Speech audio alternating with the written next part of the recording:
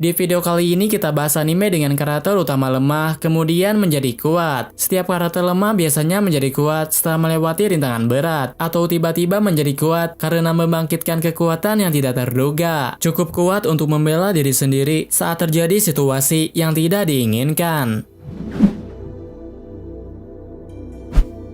Diceritakan bahwa semua makhluk hidup memiliki sejenis roh. Seseorang yang bisa memanggil berbagai roh disebut summoner. Mereka memiliki kekuatan tertentu yang bisa digunakan menyelamatkan dunia atau bahkan menghancurkannya. Namun, keberadaan pemanggil roh sudah menjadi bagian dari legenda, hingga pada akhirnya dilupakan semua orang. Film animasi ini bercerita tentang seorang pelajar bernama Aji. Dia merupakan pelajar biasa yang selalu menyendiri. Aji tidak memiliki banyak teman dan tidak peduli dengan urusan orang lain. Meski tidak mempunyai cita-cita besar, tapi Aji cukup hebat terutama dalam memasak. Kesukaannya terhadap memasak menarik roh yang sering lapar untuk mendekatinya. Roh yang bernama Dola memaksa Aji melakukan kontrak dengan dirinya. Awalnya Aji selalu menolak ajakannya. Akan tetapi setelah diberitahu keuntungan yang bisa dia dapatkan, Aji pun menerima kontrak menjadi tuan bagi roh tersebut. Akibatnya dia menjadi seorang pemanggil roh, juga mendapatkan kemampuan mengendalikan elemen air. Namun tak lama setelahnya, dia diincar oleh pemanggil roh lain. Salah satu siswi yang satu sekolah dengannya diperintahkan untuk menangkap roh yang dimiliki oleh Aji. Hal ini mengakibatkan perselisihan atau pertarungan di antara mereka tidak dapat dihindari.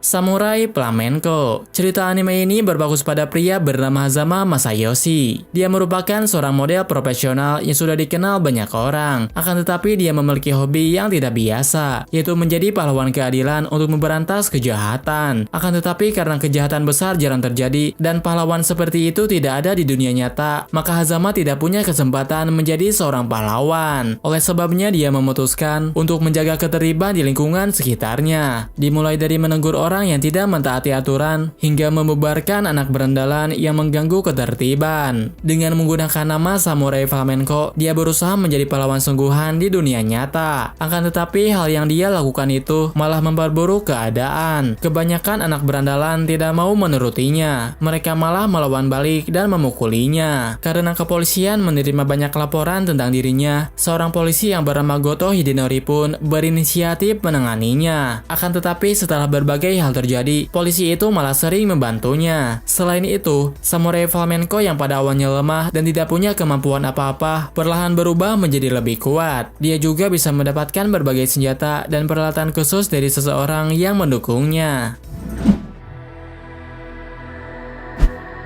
Yume Okoku Tonemoreru berlatar di suatu dunia yang disebut dunia mimpi. Di sana merupakan tempat tinggal bagi orang-orang yang hidup dengan kekuatan mimpi. Setiap raja memberikan kekuatan mimpi kepada rakyatnya sendiri supaya mereka dapat hidup dalam kedamaian. Namun, pada suatu ketika muncul monster pemakan mimpi. Monster itu memakan mimpi seseorang dan membuat korbannya tidur abadi. Untuk mengatasi permasalahan tersebut, pangeran dari berbagai negeri berkumpul melawan monster itu. Tapi satu persatu dari mereka disegel dalam sebuah cincin. Hanya ada satu orang yang punya kekuatan membuka segel pangeran. Dia adalah putri dari salah satu kerajaan di dunia mimpi. Ceritanya berawal ketika perempuan dari dunia modern tiba-tiba terbangun di dunia fantasi. Dia disambut oleh pelayan putri yang menyebut dirinya sebagai Navi. Navi bilang dia adalah putri dari suatu kerajaan. Satu-satunya orang yang bisa memberikan kekuatan kepada para pangeran. Alfi adalah salah satu pangeran yang berhasil dibangkitkan oleh putri. Dia merupakan pengguna pedang yang kemampuannya masih lemah. Setelah dibangkitkan oleh Putri, Avi dan pangeran lainnya menjadi lebih kuat dari sebelumnya. Oleh sebab itu, mereka pun memutuskan pergi bersama-sama untuk menyelamatkan orang-orang dari monster pemakan mimpi. Sakugan. Ceritanya berlangsung di sebuah tempat yang bernama Underworld, dunia tertutup yang tidak pernah disinari cahaya matahari, mengisahkan petualangan ayah dan anaknya yang menjelajahi labirin berbahaya. Sebelum menjadi seorang petualang, Gaganber sangat menantang anaknya untuk pergi menjelajah, sedangkan anaknya yang bernama Memenpo ingin segera pergi meninggalkan koloni. Dia ingin pergi ke suatu tempat yang belum pernah terjamah orang-orang. Memenpo merupakan anak cerdas yang bisa menyelesaikan pendidikan di di usia muda. Dia bisa mencari uang sendiri tanpa perlu membebani orang tuanya. Meski begitu, tapi usianya masih sangat muda, sehingga Gagamber tidak mengizinkannya untuk pergi menjelajah. Meski tidak mendapatkan izin dari ayahnya, Memenpo masih memiliki keinginan kuat untuk mewujudkan impiannya, sehingga pada akhirnya ayahnya memutuskan untuk berpetualang dengan dirinya. Ketika wilayah koloni diserang monster, Gagamber mulai mengendalikan mesin penjelajah yang dia miliki. Ternyata dia cukup mahir mengendalikannya. Sedangkan Memenpo dengan kejeniusannya dapat memberikan berbagai arahan yang sangat berguna, berpotensi untuk menjadi seorang penjelajah yang kuat.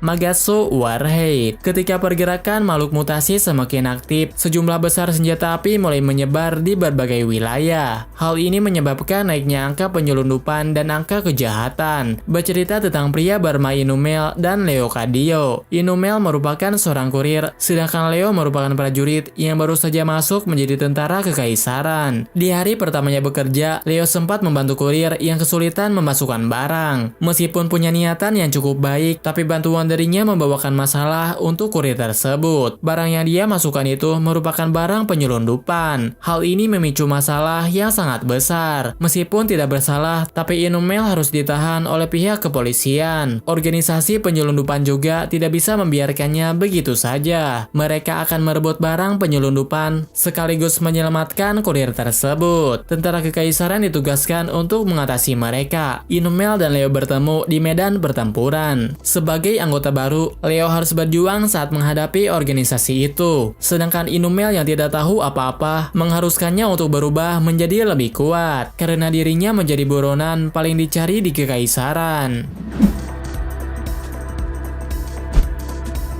Tokyo 24th World bercerita tentang pertemanan sekelompok remaja yang berasal dari kalangan berbeda. Mereka selalu bergaul bersama dan menjalin pertemanan yang baik. Namun, semuanya berubah karena insiden kebakaran menyebabkan seseorang meninggal dunia. Insiden itu membuat kelompok pertemanan bubar dan sebagian dari mereka tidak lagi berteman dengan akrab. Namun, pada suatu ketika, mereka berkumpul di acara mengenang para korban, lalu terlibat dalam situasi berbahaya yang tidak terduga. Shuta dan kedua temannya menerima panggilan dari seseorang. Lalu tiba-tiba saja mereka bisa melihat masa depan di mana temannya yang bernama Sakura Gimari mengalami kecelakaan. Awalnya mereka tidak percaya dengan hal tersebut, tapi semakin lama keadaan di sekelilingnya saling berhubungan dengan gambaran masa depan yang mereka lihat. Ketika sekumpulan orang sedang berdemo, Mari melewati jalur kereta untuk mengejar hewan peliharaannya. Saat ingin menyelamatkannya, Shuta dikejutkan karena tiba-tiba kemampuan fisiknya meningkat pesat. Selain Shuta, teman-temannya juga mengalami hal yang sama, sehingga pada akhirnya mereka bekerja sama untuk menyelamatkan Mari dari kecelakaan. Araki Yukiya merupakan seorang pelajar yang memiliki kemampuan memasuki dunia seberang. Dia juga bisa membawa orang lain jika ada seseorang yang menyentuh tangannya. Yukiya selalu berhati-hati supaya tidak menyentuh tangan orang lain, karena selalu terjadi hal yang mengerikan ketika berada di dunia seberang. Namun, kesukaannya terhadap musik telah menginspirasinya menjadi DJ. Untuk mendapatkan lebih banyak penonton, dia mencoba melakukan siaran langsung di dunia seberang. Hal ini tentu saja menarik perhatian seseorang yang mengetahui keberadaan dunia tersebut, sehingga Yukiya terpaksa bertarung sambil melindungi temannya. Ketika berada di dunia nyata, Yukiya hanyalah murid biasa yang memiliki sifat pemalu. Dia tidak terlalu pandai berinteraksi dengan orang lain. Namun saat berada di dunia seberang, tiba-tiba dia memiliki kekuatan yang mengesankan, membuat musuhnya beranggapan dia sudah terbiasa melakukan pertarungan. Dunia seberang merupakan tempat bertarung untuk mengabulkan permintaan. Meskipun Yukiya sudah mengetahuinya, tapi dia memilih untuk menghindari pertempuran. Senyu. Ketika Raja Iblis menyebarkan teror ke seluruh dunia, pahlawan legendaris melakukan perlawanan dan menyegelnya. Akibatnya untuk sementara waktu, semua orang bisa hidup kembali dengan damai. 1000 tahun kemudian, segel yang dibuat pahlawan mulai melemah, dan juga menyebabkan banyak kekacauan. Sang raja pun memanggil keturunan dari pahlawan untuk mengalahkan Raja Iblis. Dari sekian banyak kandidat, anak laki-laki yang bernama Alba terpilih menjadi perwakilan pahlawan. Bersama prajurit yang bernama Westeros, mereka pun berpetualang untuk menghadapi Raja Iblis. Dalam perjalanan, setiap monster yang dikalahkan dapat meningkatkan kekuatan. Akan tetapi perjalanan yang dia lakukan tidak berjalan dengan lancar. Raja Iblis yang dia temui sangat berbeda dengan Raja Iblis terdahulu. Raja Iblis itu hanyalah perempuan baik yang tidak punya keinginan untuk menguasai dunia. Pada akhirnya, Alba dan prajurit yang menemaninya malah berpihak kepada Raja Iblis. Sedangkan pahlawan lain tetap mengincar Raja Iblis demi mendapatkan imbalan dari Raja. Dari sinilah kisah aneh para pahlawan yang dipenuhi perselisihan pun dimulai. Kyokai Senki. Ketika berbagai masalah memojokkan Jepang, negara-negara kuat dan sekutunya datang untuk memberikan berbagai bantuan. Mereka mengirim orang-orangnya, tapi perlahan malah memperluas wilayah sendiri. Hingga pada akhirnya terjadi peperangan yang disebut perang perbatasan. Dalam perang tersebut, setiap negara mengirimkan mesin perang yang bernama Ameim. Hal ini menyebabkan Jepang terpecah dan rakyatnya dikuasai oleh negara luar. Seorang pemuda bernama Shiba Amo merupakan anak yatim piatu yang hidup sendirian. Dia bersekolah di SMA daring dan dapat melanjutkan hidupnya berkat warisan dari orang tua. Amo bersama dengan teman-temannya seringkali pergi ke hutan untuk mencari suku cadang. Dia mengumpulkan suku cadang mesin perang untuk memperbaiki mesin perang yang disembunyikan. Pada suatu ketika, dia menemukan Gai atau AI mandiri yang memiliki kesadaran sendiri. Ketika Amo meninggalkannya di tempat persembunyian, Gai memperbaiki semua sistem yang ada pada mesin perang. Kemudian keesokan harinya, Amo dan teman-temannya diincar oleh pasukan keamanan. Amo terpaksa menggunakan mesin perang yang dia sembunyikan, sehingga dia mendapatkan kekuatan sepadan untuk membela diri.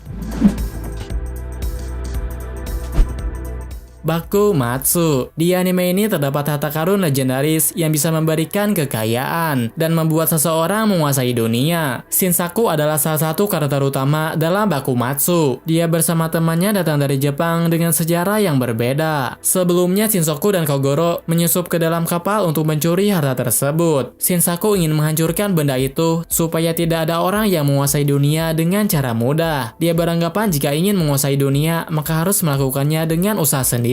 Akan tetapi rencananya untuk mengambil harta itu tidak berjalan mulus. Mereka ditangkap karena ada seseorang yang mengetahui kedatangannya. Meski sudah ditangkap, tapi Shinsaku tidak menyerah begitu saja. Demi mendapatkan harta tersebut, dia menggunakan bahan peledak di dalam kapal. Dengan begitu mereka berdua pun bisa mendapatkan barang yang mereka inginkan. Tapi semuanya menjadi sia-sia karena seseorang berhasil merebutnya, lalu menggunakan kekuatan dari harta itu untuk kabur dari mereka.